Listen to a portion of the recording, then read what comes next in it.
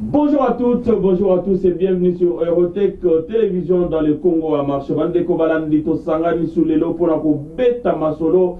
Ya politique, ya mboka na biso RDC, oyo lingaka, obsuto lingaka. Esengo ezala ya biso pour la koyeba ete ba numéro nyonso obsuto présenta bino bandeko.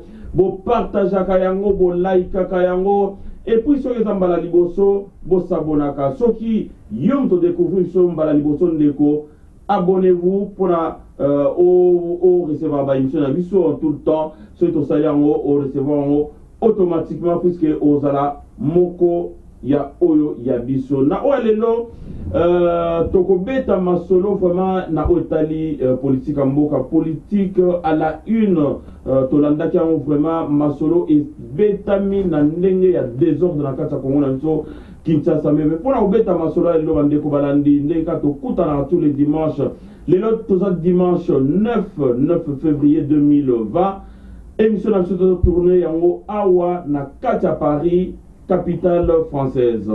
Tozali awa na maître Churamboma. Maître, bonjour. Bonjour, Eurotech, honorable. Honorable Eurotech. Bandeko, tozali na une demi-heure ensemble pour embêter ma solo. Ya moi lelo na ndeko na ngai maître Churamboma. Oyo bazali na nsote na moi lelo. Na pesi bango mbote. Boyebika o tosala na bango émission na oisika. Oyo ba misu bazala misala, misu bazali na ba empêchement songolo. Donc, tu vas ensemble. Mais, na banda émission lelo te. Sans que tu travailles en partenariat avec la Oyo Bapona, co-accompagner président Fati, président Antoine Tshisekedi Tshilombo Félix, Oyo Azali Mokonzi Mboka, Yamwana Nadlingaka vraiment, tous à toujours ensemble, puisque lobby, tous à qui na Esika, Nini, première sortie à l'association Oboebi na Congo, il y a Congo Fort et Salamaki Awa na Paris. Congo Fort, ils allaient bongo dirigé par monsieur Papicho Chamala. Donc, tous na bango, donc ça les a qui archi comble, plein à craquer. Alors, Longonia, Mona Moka, na Ozo Salapona, Moka, na Miso, puisque l'association de Sala que non, vraiment accompagnement, et Zala, Nabatu et Belé, si Mamkonzi, pour vraiment idéologie et que les bosso. Mbote na Congo Fort, mbote lisusu na Fati Béton ya ndeko na biso Kasanda wetu. Asa toujours na Kinshasa. Non, Asa. Asa zongi ya. Ouais. Alors Fati Béton, mbote et pas yozali, mbote na ba Maman Fati. Maman Fati ya Bijoumeta. Ah ouais. Na David Enzo. Mbote lisusu na association partenaire na biso ya Sika, ba mama ya MDDC. Ah oui. MDDC. Bah ça peut fort maman wana. En tout cas, vous avez soutien à biso. Vous avez soutien à biso donc partenariat et bandi ba mission vous avez na désordre na plateau na biso mbote lisusu. Donc pour découvrir ba on a élément autoroutier lobby en ligne. Et puis mbote lisusu na fondation La Colombe de maman. Ouais. Maman Amida Chature. Donc, Mbote Labino, donc association Maman Colombe ou la fondation Colombe, Mbote Bissirani Somozali, Mbote na Afaso, donc Ezali Maman Fati Solution, Mbote Labino, tous les bon on a Soleil solidaire, Mbote Labino Sikabo Sangani, tous les na Esther Blessing, wana ndes mama na makamu. Maman Esther Bipendu, wana nde association du moment quoi. Voilà. Donc on a mené ça action concrète tout au luka pona mboka. OK. Alors ba maman donc bo simba mkonza mboka bo kene na mboka bo me mabloko ndeka bo sala kabo développer ba projet pour na ko simba économie en mboka na biso puisque l'association pe ezalaka na ba force na ngo. Alors, na moi lelo bandeko balandi tozali na 3 points. 3 points développés nega tolobi toko tika la tamula ite pour on pesa bino tangu ya rolanda vraiment émission na biso très bien. Bolem sa biso na batu oyo tamsusu tolobaki mabe puisque batu nsu ba reprocher biso na commentaire. Non, voilà papa yo komi tribaliste puisque na lobaki non pole kana kingakati fono bakaka unasemaka. Non, ba maman, ba papa, ba ndebiso to ba tribaliste te to fani na bamboka biso to koli na bamboka ba Congo to tangi kuna to fani na bamboka ya ba Kivu to yebe bamboka. Alors, oyo nyoso abengami congolais azali ndeko na ngai, azali ndeko ya maître Shura Mboma. Côté kuto ba Swahili puisque yoza ngambo. Si mo Swahili pena ya Manyema. Ya Manyema donc côté wana kutu. Non, biso kutu ba longola biso na couleur wana te. Alors bolongola ba je côté wana biso toza awa pour kosalisa bana mboka po tozala liloba moko tozala vraiment unis face à Munguna pour comment tolonga bitumba o ezana est toza de cœur avec vous vous avez ndeko na biso tolingi bino mingi tolobelango tout le temps que tokolonga na plateau o te tant que tolobi likambo ya STT. Donc voilà, on est vraiment de cœur avec vous.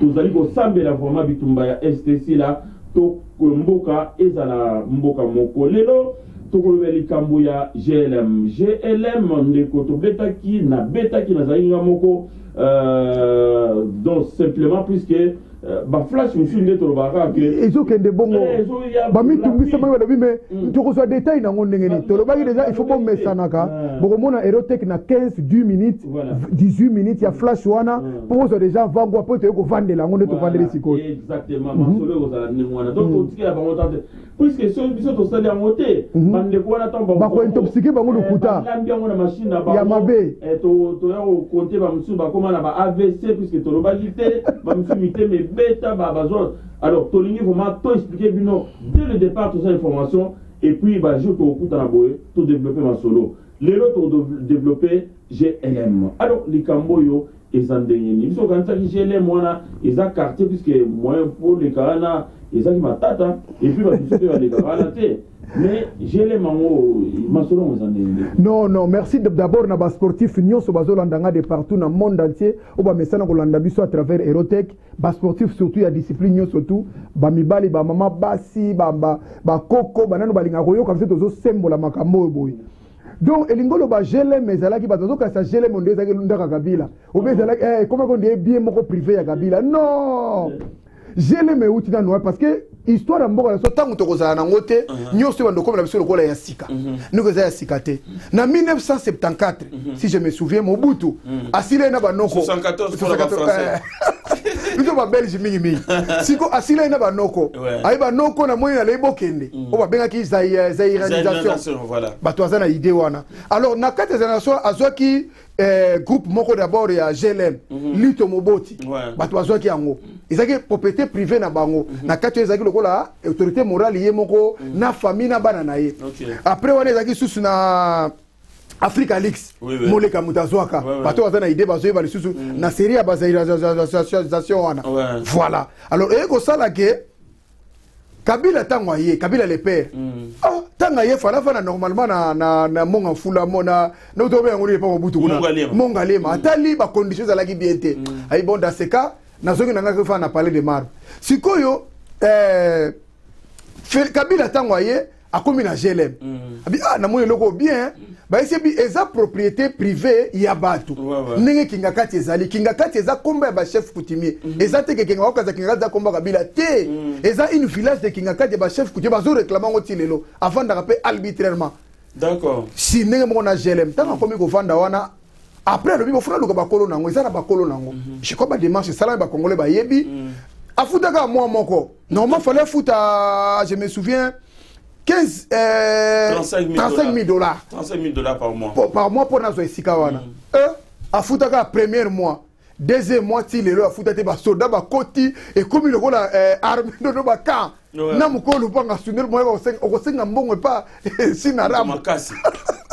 Et comme camp.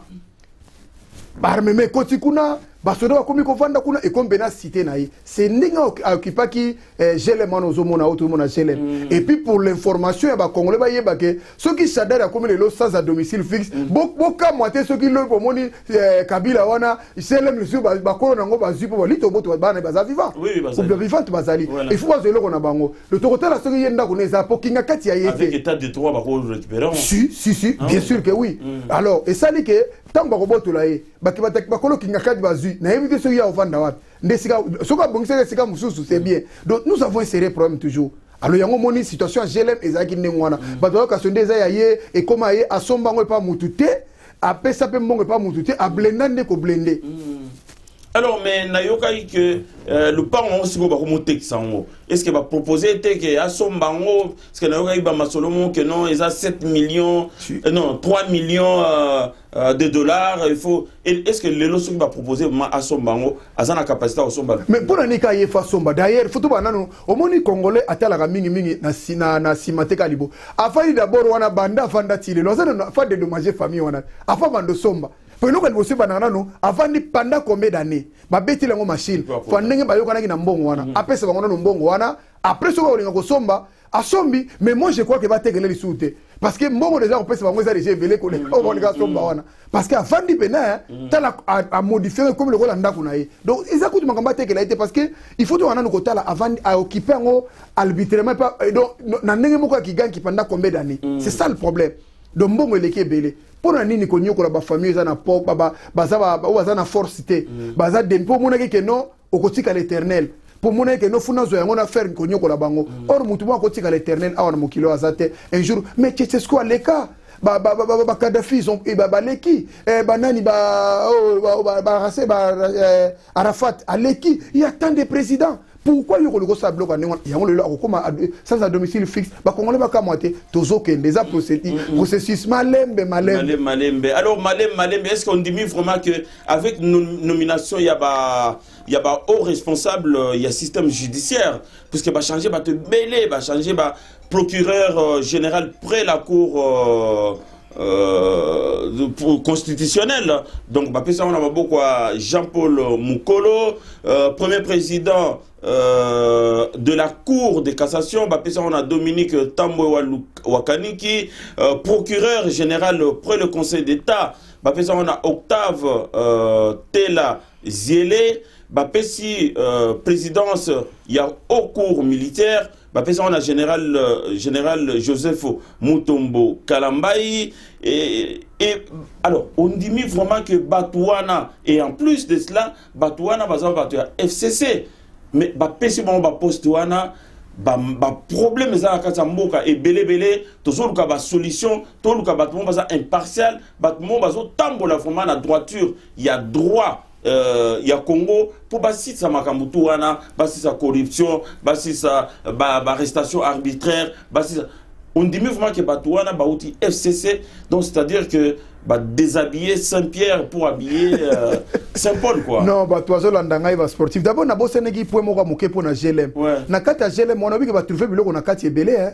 Ah ouais? Trouver qui 45 chars de combat nanda kwa na lupango batu. Na lupango. Mais comment quand 45 chars de combat, hélicoptère moko, munitions n'en parlons même pas. Sans compter kalachnikov, armes de guerre rebelle.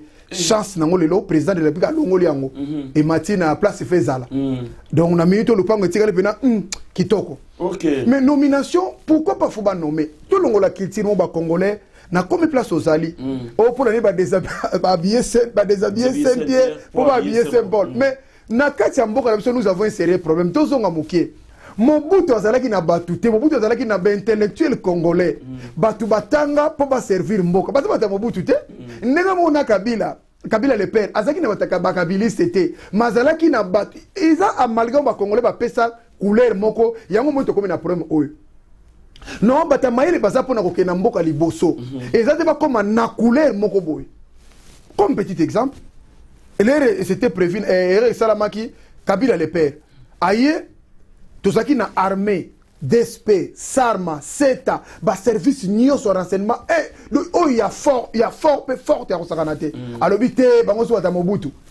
Abengani bango, batini bango ba recyclage, batini bango ba kitona tout ça. Léo tout ça na résultat ni armée koufit. Tout ça est comme ça malonga, exacté. To komo le là, tout ça na armée te, balingi ba bote la biso boy. Mais bobo c'est que bino ba to détruire mboko na bino. Ce sont déjà des erreurs. Il faut réparer les lots. Les lots yo Félix Tshisekedi a tel ami. Oh, mais na kata bateau na zone, mais ce sont des Congolais. Batanga, certes, batunyo surtout basalaki na itinéraire balaika bandokité. Et ça, batunyo baza droit, bako salapé. Bako salapé na place wana. A bouger système judiciaire wana nga na sepeli nango po baza koloba nyonso eza bo nayebi so ndenge ba bouger wana mais biso to koloba dissoudre assemblée avec ce système judiciaire nga ko et ndeza la passe kutu watu so alobio a bouger ngo po batakula baza kolaka yeke bakokanga ye que autre trahison calamité donc bon mais on a justice non a bouger ngo parce que au moni makamuni on a diplomatie c'est ça azoke na bango très tranquillement progressivement donc azoke na bango bena malembe progressivement ala ke na bango ti ala ke bango ke to kenende nzela oyo mais pourquoi bandi na judiciaire au lieu banda na économie peut-être banda na économie puisque économie ndem toza okufa na moi lelo mais économie za okufa po mbongo eza détenu par bato ba individu il faut justice c'est ça la musala nango eza na mutu moko na mosani kutu akomi pepe mei na yebo bango baza kolela ba nommer mingi nani magistrat moko azana président Félix nani Mbata constitutionnaliste Mbata bato tu baza koluka ba nommer mais batika ta to sukola na terrain oyo bato oyo basala musala après ya ko sala finalité na yebi ko to zelande ye ba nommer mais ba ko nommer na moment oyo te faut batika ye to ba kilika mona émission to le kake to ke na ko se dissoudre te toke na marmusu na nomination ya batu ou bien toke na remaniement de la dissolution wana puisque biloba lo eleki trop et puis batwaza na baza éluté baza nommé enfin ba corruption les gars qui trop pour comment na bisika wana mais alors ngai elo na zo comprendre te koto yo ministre économie na éviter bon biso kanza za muto cash ako stabiliser ba prix ya bilo na kata ma marché ba bilo ko mati sous prix na ndenga mukete technique les l'action que c'est de dissoudre à assemblée to majorité parce que batouana bazana na bango na bango mais congolais alingi président mais yo zolo ba ya koloba mais ceux qui to commis sur le terrain batara ba ko panza sumbongo ceux qui sont en assemblée bango ba sur majorité pas to za ba problème il faut te pousser na malembe pour to zo majorité il y a bien il y a propre donc ça makamba la procédure mais oui mais yango bandit abai na système juridique il faut na ko banda kuna na cour de cassation ou ba ina ba procureur ok koto na cour constitutionnelle il faut tout bouger pour muter za la te mutu ya mutu ezala que te musale salama c'est ça tozo ke nango toza na bonne allié ezate ke o déshabiller o pona ko non eza système ezo ke nango tozo ke nango malin pona ko pomboka c'est toza na nzala toza na passe tolingo lo bateke biso net ba congolais toza na misère toza ba l'échec à misère mokilo nyoso tout to ko rabaisser pe Congo ti na niveau wana te ngo mokilo so ndenge za boy bata passe ya suka za ko ba congolais non tout ça peut mboka mzuto l'équipe on a makambi belé même ba France to vandi bazo vivre pour biso to zali ba Allemagne ba Belgique mais pour tout ça mal encadré na makambi belé tout ça ba ta passe grande bazo prétendre te mais au senga to vandi sa makamala justice et vanda pour la justice ce qui est indépendance la justice ezali ngalo to za na France awa maire Balkani Patrick Balkani asa na prison santé coûte za malamu te mais loko la za na ba problème asa ka na prison il faut to koma bongo po ba o batikali ba banga ezaka bongo tant que to za nango forte mais balobi prison tem to banque sa congolais fimbu petem to banque sa prison mais il faut marquer kumo bonde mo to sala ki à pendre nan batuna je sais pas moi na ponka sa to za sur étape yangwana ndem to ko marquer yangonde congolais au senga c'est pas ça la démocratie ezali liberté et expression ezala mais yo pe ko troubler bisoté yo pe ko sela so mabete fatika bamba kende bongo to ko kanga bango soki ka na lobby yo ndimi mwana lokola ri major cha makelelo soki pena to za na justice amalam mais ba ko interpeller ba ouvrir ka une enquête oui interpellation avec muku na ba interpeller que mais magie ba interpeller était ba tout o bazo finga président eza ba au dignitaire na kata ba au cadre na kata administration congolaise. Pourquoi besoin interpeller bangote mais tant qu'on a lobby non il faut to kanga bango il faut to ça la éveil patriotique mbalamo ba interpeller na service de sécurité vraiment avec mukuna na pesi mbote belé place à Rosala to ça qui na désaccord pe na ye ninga zaki na makambo to zo bangile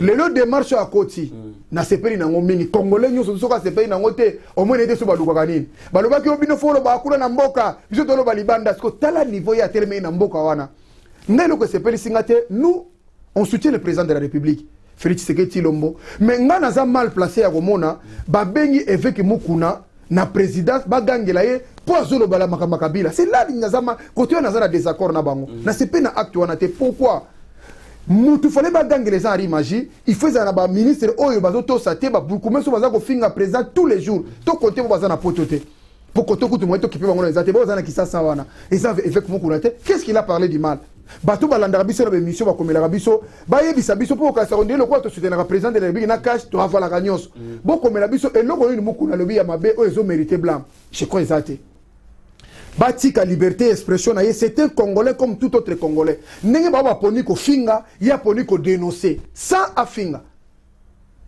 bino ntambusu azoluka banome ye président ya seni eza mpe mabe te bongo président seni toza na bango yo kasi ndanga aza na compétence akozala esika aza wana non eza mpe mabe te ngaku nakopréféré ye akei nata kofanda wana bon soka ye akei kofanda wana nana wando te ya église na seka bango makambo église basi batika bango baza bahomme d'affaires chrétien nani bango nyonso bato ya catholique bato église omonaka église de réveil ce sont des hommes d'affaires chrétiens basaka na bango bapasteur ndenge bato baprétendaka te donc olingo olobaki non mukuna ndenge aza na évêque mukuna avec tout le respect qu'on lui doit donc alingi vraiment atika bible akoma politicien asatik bazalaka déjà nango te aza na équipe ya renaissance mpona eza bafere aza na makambo nebelebele renaissance aki par soutien bafere kaka tobengaka bango nyonso ce sont des hommes d'affaires chrétiens bato nde bazaka comprendre te preuve ane bazomwa de makambo mais ngai nasepeli na démarche na ye nasepeli bandeko ne mosusu bapaster oyo baza mpena baya kokotele na retard te bakende lero bakende nzela wana tolingi blâme te président de la république nayebi kolandaka émission oyo directeur ya cabinet Vital Kamerhe mpo ye mutu evitaki ye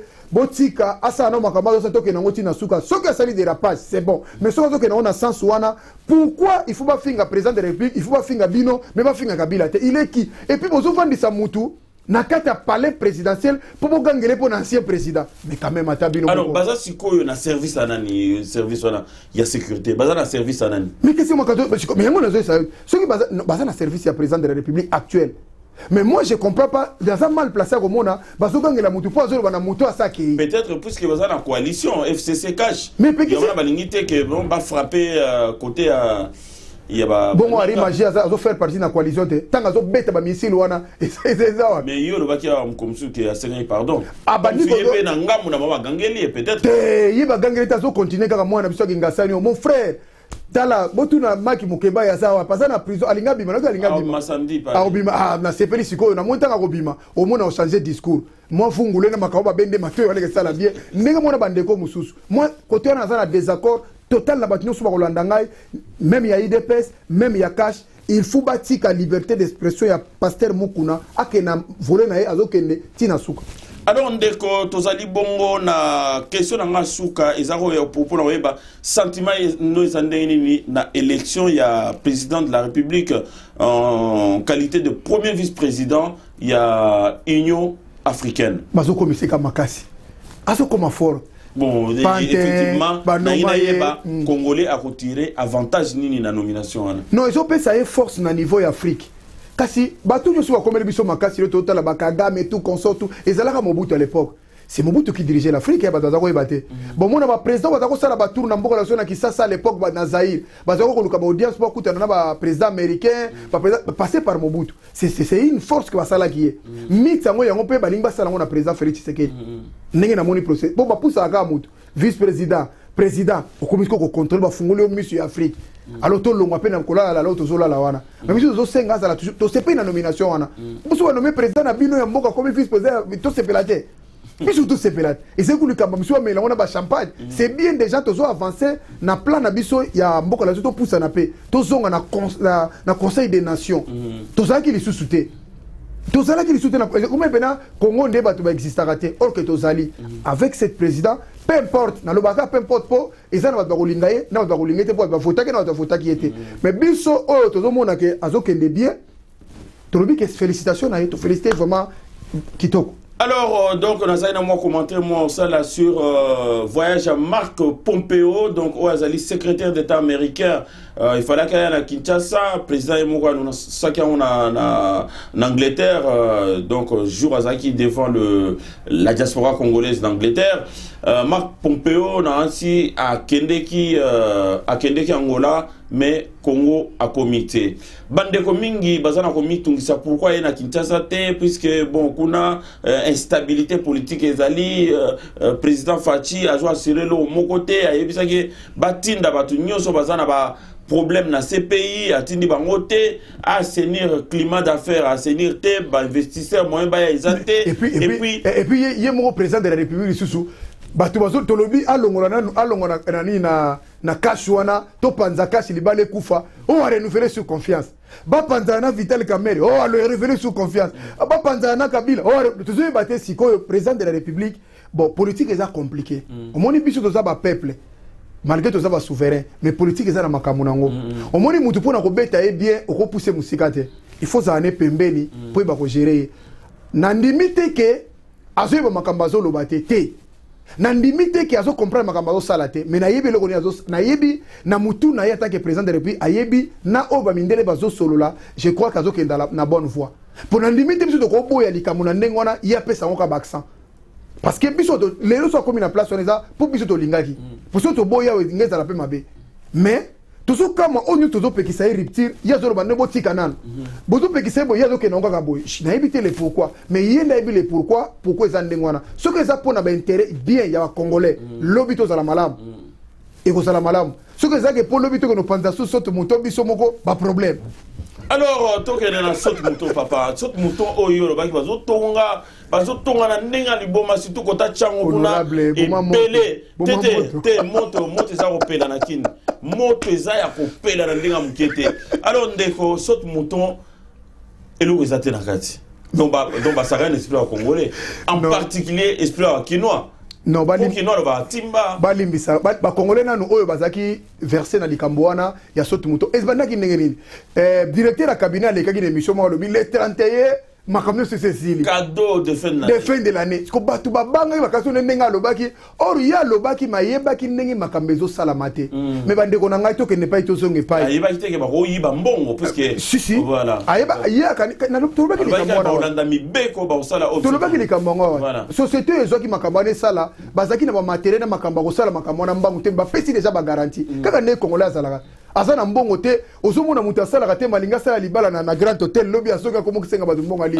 mutu aza menisete oh non nakosala puisque congolais mingi ba ça awa généraliste lokola azane na chômage au commis place à menisé oyebo sala akiti oui je sais faire ba koma bo fandeli kiti boum et bouka oh non j'apprenais léo na commencé à peder na sikisa bino série moko boto sala mo bazolo ko ba bato sa ba papa tabi mais na sala na yebi yango te tele ki congolais mais o salika ne congolais na kontipe na kutika ba osala na fani na tali bango 2 minutes bo kra na ko tenga ba ndila ko ba tipo za fatire te amoni ndinga ba osala ndenga na sala ko ba ke tipo yo ayebi na les congolais balakaki bato basiraki bato oyo ezalaki bongo te mais bandeko nanga 5 chantier balobaki ti elo esilaki 5 chantier moto afunga monoko te mais eleka totosolaka tokondana mpe mais moto akenda kokuba 5 chantier te obike liberté expression eza malamu na félix 5 chantier wana ezalaki moto alobaka ta aza te so abikaka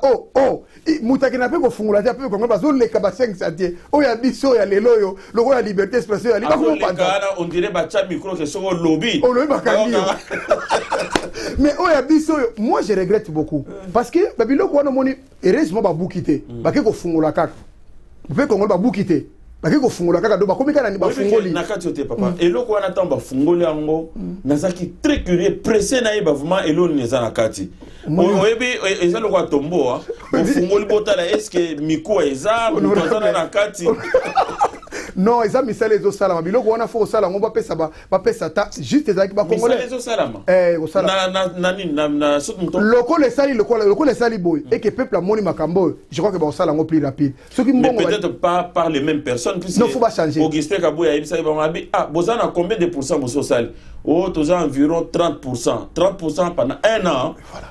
Donc ça déjà berere oyo faut ko changer yango ba luka bato ko sala ngo na peuple azala ko sepela donc ba congolais bazwa moi patience mukie pona likambu ya saute mouton wana na yebi ke su bango mingi parce que ba tant ba ko fungola moni que y a rien mais moi je crois que ba changer dans société pour moko fait kendaka bongo et puis ngala zo baté garantie ni ba pesa ki batu comment boko pesa batu garantie o bino bo saila c'est ça le problème ba luka siko société pesa garantie puisque batu na bazo ki java mbongo bazo ba mbongo na 70% ils ont déjà décaissé pour la misala na kende ti na badat moboé après ba 30% o etikalaki mais bon ça le contraire ba ça na musala 30% Non, en tout cas, les Congolais bazaki décis pour les cambasso tout mouton, limbisa ba Congolais, limbisa surtout mais biso de limbisa te. Mais pour le biso ezali, bazo mbongo wana, ba pesa na ba akiye droba si sa musala wana. Parce que ça musala moko te ko umela ndenge umeli pe wana te. Na monika ba panza manzanza wana, ba cha goudron nenga ezalaka. Non, ba ko panza yango te mais ba panza yango pona ni. Ba panza yango pona. Non, non, ba ko panza te.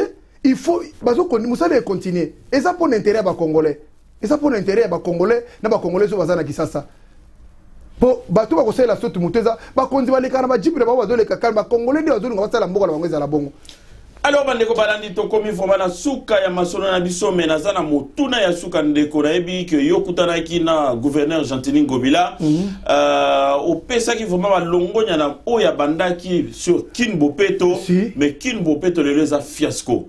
Donc bazaya ko zinda na ndenga mukete donc voilà sikoyo yemoko mutazaki coordonnateur ya masolo wana mais à bois quel sikoyo faute na ba bourgmestre donc c'est-à-dire que comment il a fait à suspendre 9 gouverneurs nani bourgmestre na kata Kinshasa oui à Salibien mais après on bon te va ça msala non bon faut gouverneur de la ville faut pas ça bango bon ba yoka na bon c'est mais ba mini ba commune yango mezo produire mbongo ba taxe o ba futa ba wenze ba biloko eze bele sala mangana ba commune nyo mbongo le peda wa taxe wana mbala moko na banzeleza obuka na websi batu zo taxe wana saila ba santé na nzela tonga pe ba banzela c'est ça la politique to lingaki ba sala ndenge ba France ezali ba tika ba commune nyonso ezala autonome mbongo na bango basalaka misala ba commune na bango ole mbongo eutaka na ba instance lokwa na gouverneur ya ville yango mo tozala ba problème pour roti na 1 million bourgmestre azaka na ndako te abando soma na ndako avant que no bongisa mais vous avez des problèmes sérieux donc il faut banana azana raison ko ya suspendre bango asali bien il faut que les nengona et puis bata suspendre bazaka bata IDPST na bata FCC na bata musu ya nini ya INC c'est comme ça. Bon alors pour la question à Souka Mbalo Fuma ya Souka ndenge ni ba permettre bourgmestre azaki bourgmestre ya Ngaliema commune à président de la République azaki gouverneur bourgmestre ya UDPS ba permettre ba tie bourgmestre ya FCC. Alors est-ce que zalité une façon ya ko surveiller Mukonzi abimaki ernini azongaki ernini ça n'a rien à voir avec ça mais Mukonzi kobimani ba tinyo subaye malgré peuple azaka qui dit ba mais ça n'a rien à voir avec ça rapport que abima trop non ça n'a rien à voir mais Fabi Makaka il y a inquiétude ya ngambo wana msusu ya IDPS ba bino ndenge ba tieli biso muta FCC peut mena comme bourgmestre ya commune à président alors qu'il fallait qu'il batika biso naibi ke basala ba permutation ba longola ki bato akala bataki jeune mobo ya sika ya UDPS na Ngaliema ba longolie ba boitier soki wapi ba tieli ba muta FCC. Non mais ça ne dérange pas. Je suis le président de la République ndazo konzama kamanyo surtout. Ça n'a bon information ya opesa pour le président de la République. Ba ibisa biso na information ya opesa. Alors moi dernier mot bandeko balani to komi foma na suka ya ngonga na biso merci beaucoup de nous avoir présenté salon d'honneur. Ah oui, salon d'honneur. Donc, Mouto Konyata Soukuna. Balongoli Makamona. Non, Balong, président de la République, directeur à cabinet, Naba membre Oyo, Baza en fonction. Ne Baza na droit comme à salon. Et bon, Bachadari, Baza sous na droit na te. Mova, Baza sous na droit. Mende. Honneur Baza na ngosiko. Parce que selon l'honneur, les asoko zana ba, selon l'attribution ya gouvernance. Soko zana fonction, ozo sala. Ne ozana droit ya komata na ba salon wana siko bazana ba fonction te donc alors sikoyo ngoye sanga que non sikoyo Shadari ba Mova ba Mende ba na mulongo loko la biso il faut ba ko tia mulongo mais tout le monde a ngwana France donc baza sur un passeport diplomatique te bon kasi comme na passeport ordinaire bon ko la lukani soki ba ko futa pour salon d'honneur on pesa ka payer na yo kaka ah ouais soki ba ko bando ko bando futa futa avec cause problème pour la banque te mbongo tout ba tiena soki ba banda ko futisa bango biso to kende bongo pesa la bien o fele soki ezaki ba funga te bango ko futa bango fois 2 pour bazana mbongo muyibi soki za 500 futi bango 1000. Merci beaucoup Maman Tumba Marie Tumba Nzenza donc notre ministre des Affaires étrangères bato bakanisa koza calme mais na yo kozo frapper malembe o basaki na Japon bateka lupango ya l'état ozongisa bango salon d'honneur au kangi na yo match za bien etikali kaka olongo la so miyibi ambassadeur o ya poto donc c'est un travail à faire faut longola tous les ambassadeurs il faut ba chat ba nommé pena ya bien problème na biso ezali ba congolais azolandanga ba nommé ba ambassadeur o ya libanda ba yete c'est ça le problème ba luka na kati ya diaspora mutu o ba ambassadeur o ya diaspora ba travailler pour na nini mutu auti kisa soka ya comme ambassadeur loka liboso fa comme na 15 costumes poza kana ngote même 30 tia bando luka comme na ba 20 costumes banda ko bongisa makambe comme ke mabe mais mutu avanda ka za déjà na ba ben wana ayi ni aton sa valise aton sa garde-robe ba passeport bande ko bando bonga bande ro ayi ah OK musala kuna kebo tiki biso na passe awa tia sa voilà tozo kuzonga na ba to tomber toujours na ba amalgame ba luka ba congolais ya diaspora tozala bato ma yele na poto awa bo batangi ba classe bazali lobo azo lukate ba fanda bisika wana poto faire rouler makamba mbang. Alors, merci de nous avoir vraiment écoutés et surtout liké, partagé nos vidéos. Et puis, je vous dis à très bientôt sur Eurotech Télévision. Bye bye. Merci Mingi vraiment à Eurotech, l'émission à l'élo. Merci Mingi Maman de 5, Maman de 5, Carmelia, Christy Vimboma, Melvin Boma na Luanda, Denicia Blessing na Paris. Merci Mingi na sportif nyo sous balandi biso, ma petit nanga tu ya Toulouse kuna, Mbote Belé, petit nanga Nassi Chamouino na Grenoble, Mbote Belé, Peter Kachama na Toulouse kuna côté tout refait les autres la mamie Kankenza. Merci na batunyo sous Rolandanga et BBC Fungola na Louvière na Bruxelles, Mbote Nabino, abonnez-vous toujours sur Eurotech. Merci de vous abonner sur Eurotech et à très bientôt. Bye bye.